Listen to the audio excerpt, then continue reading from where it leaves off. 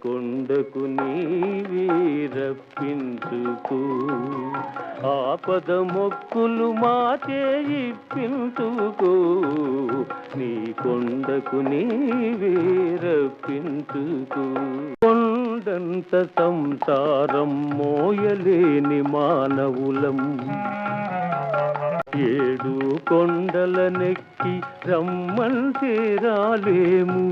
సాటి మనిషి సౌఖ్యానికి సాయపడని దుర్బలులం స్వర్గానికి నిచ్చెనలు వేయలేము